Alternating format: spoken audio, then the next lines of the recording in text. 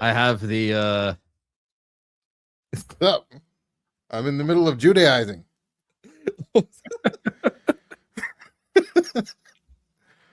This is phylacteries. dude. This is a talit. Or talis, depending on who you ask. What happened was I finished my stream and I went over to my friend Chris's stream and he had on a guy who's like a Messianic Jew and we call him the slippery Judaizer. So I was like, I bet you I can be more of a Judaizer than you. So I whipped out my my old garb. And I haven't worn these in like 3 years. So like, this is a once in a decade opportunity. I'm probably not going to do this again for a long time. Got the... Do you have? Please tell me you have gold coins. No. Actually, one sec.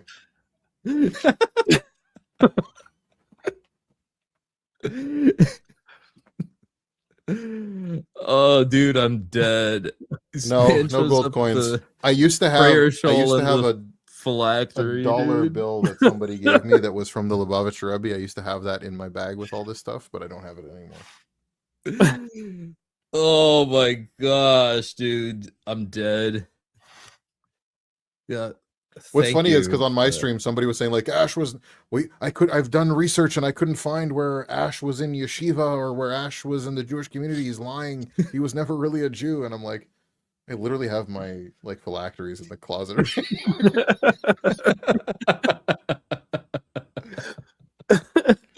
Somebody did ask why I have. He says, "Give me back my foreskin." You have it. You have the ball. Oh my gosh! Somebody did ask why I have the Kaaba on my head, not knowing what it was. Like you got the arm strapped up. Yep, all the way. See over here, you have the box on the arm. Where is it? There you go on the arm, and you have the letter Shin, the Hebrew letter Shin, and then you have a Dalid and a Yud made with the straps. Why did you bring a bank teller to the stream? Oh my gosh, I'm dead, dude. Thank you for this, Ash. You're a good man. Even though you tried to pit Nick and I against each other, you're a good friend. Who did I try to put against you? Me and Nick in the thing on Marlon's panel. You were like, what was it about with God logic? No, so I didn't mean to do that. I thought I was asking you specifically because I knew he's friends with God logic. So I didn't intend to bring. I didn't know that he was going to answer or anything like that. I was just trying to ask you your take on it. Then he started answering. I'm like, oh no. I'm like, I know you. Like he doesn't know that I know that he's friends with God logic. So he thought that I was like insinuating stuff about him because I've never met him before. Oh yeah, Nick is cool because he's Italian, yet he's Orthodox. You don't have to stay Roman Catholic, Italians. You don't have to. So, anyways, thank you. I thought you'd find that funny. Don't mean to derail your stream, but I thought you'd find. I had them on. I'm like, I'm not going to put them on again. So. It was a welcome derail. I sensed some tension in the chat, so thank you, dude. Yeah. That's hilarious. There you go. What's up? How was your stream? You had a stream tonight. It was good. I got a lot of people asking me about like Jewish secret societies and the Sabbateans and the Frankists and all that. So I thought I would do a stream like because Candace Owens and whatnot. She always talks about the Frankists and So I thought I would do something like kind of poking fun at it, but then also showing where like the truth that underlies it all is, like all these movements, like Messianic Jewish cults that ended up like converting to other religions. There's an underlying theme of like destroying the old order to make room for the new, which you find in revolutionary like enlightenment. With your prayer shawl and phylactery, I just feel like your words are so much more authoritative. I speak from the seat of my nose is enlarging.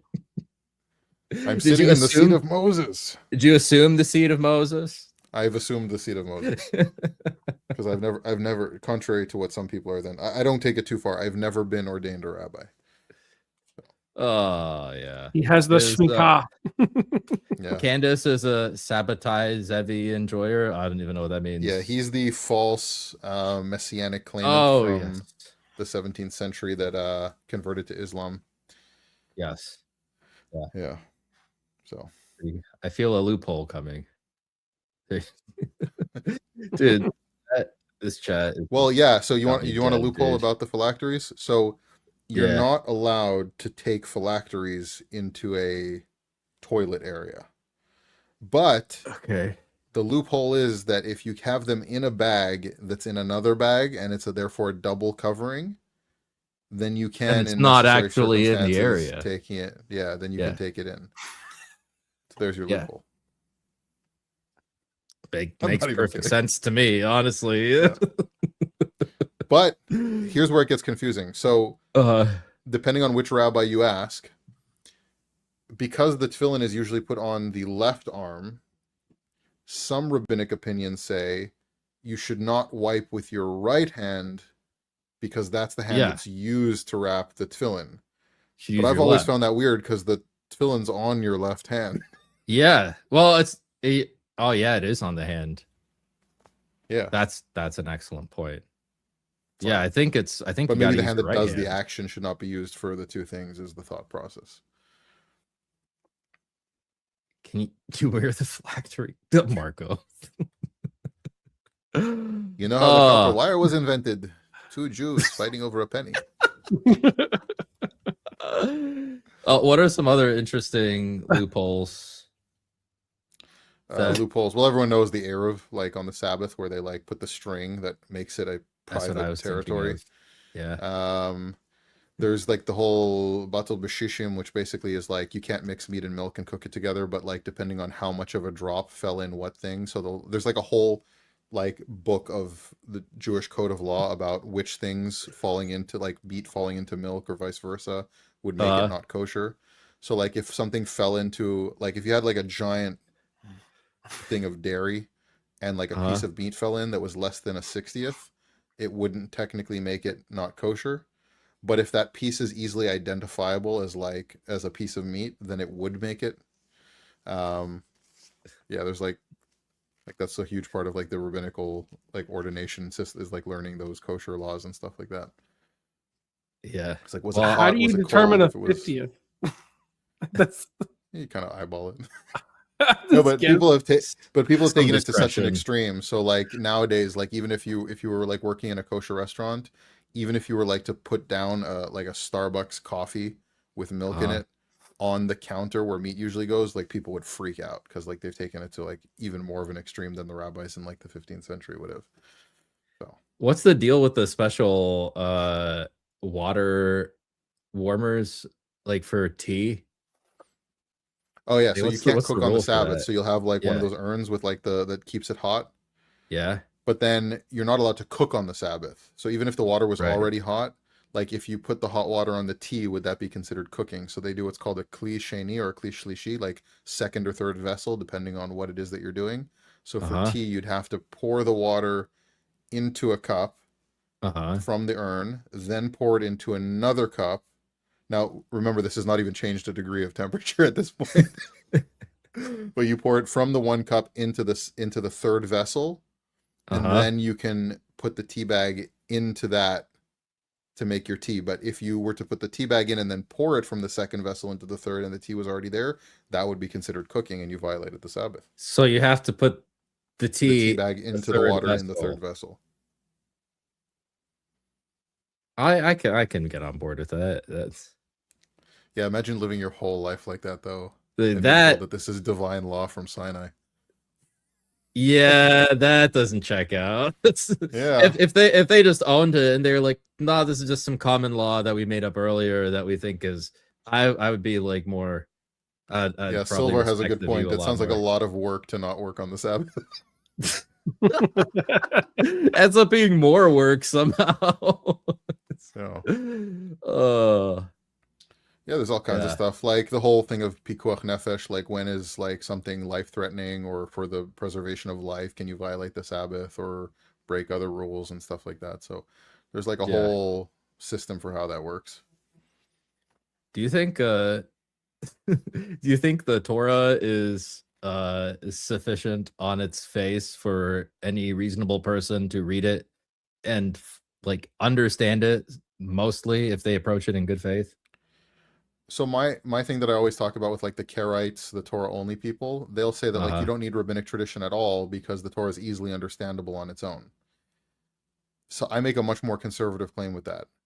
For me, it would have been clear very definitively to Moses and the people at that time. Now it might be a little bit more obscure, right? So now viewing it through the rabbinic lens, you could be like, oh, I don't know what this would mean without the rabbis to tell me. But at the time, it would have been obvious to the people, like, what did God mean by circumcision, right? Like there doesn't have to be a whole rabbinic code book to how you do that, which includes some pretty creepy stuff, on top of that. But I think we know a little bit about that. Why is Ash wearing a wedding veil? Oh, buddy. What's funny is funny comment because for Chabad, like men only start wearing the talit from the time of their wedding and on. So this was actually a gift from my wife for our wedding, oddly enough. That's nice. Yeah. What's he gonna say? It's like a whole bunch of other. I just want to ask you all about the Torah. We were reviewing. I don't know if you saw Travis's debate on the formal sufficiency of the Bible, whether it's clear enough on its face for any good faith reader to come away with the essential, the doctrine's essential for salvation. I would make the same claim I do about like towards the Karaites. I would say that the apostles certainly would have had a very clear understanding of things, but I don't think that we necessarily have a clear understanding of things without tradition and teachers. Word. Pretty removed. Yeah. I guess you don't think the Holy Spirit is capable of writing a good book then? Yeah, I don't know if that follows.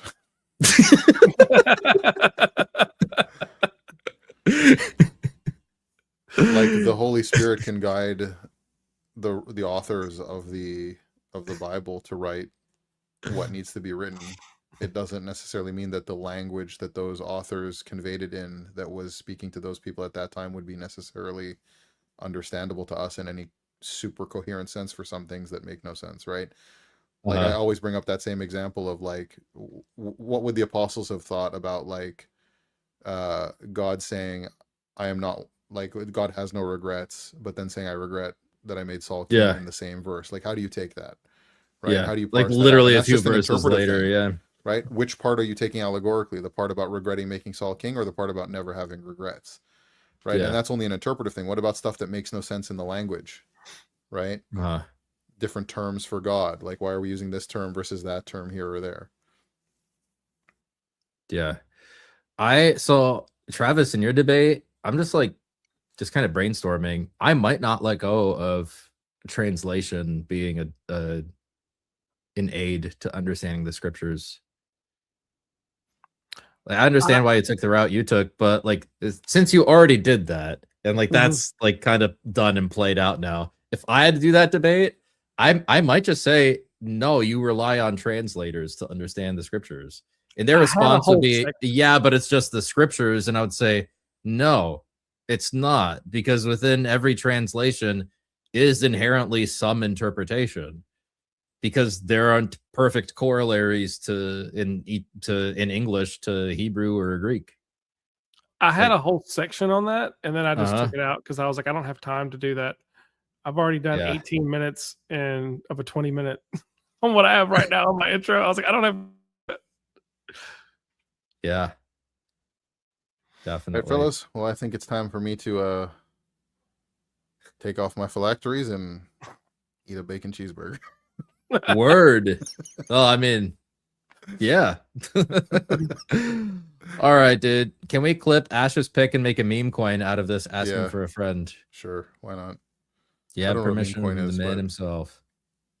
Look at that. It's fine. Cool. All right. People are gonna clip me. People have done worse things trying to clip me and trying to cut things to sound like I'm saying something I'm not saying. So, I'm sure a meme will be fine. Word. The All force right, be with thanks.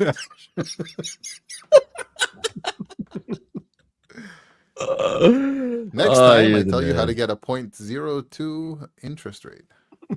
Anyways, see ya. Tell you the magic words. Dude, that's so funny.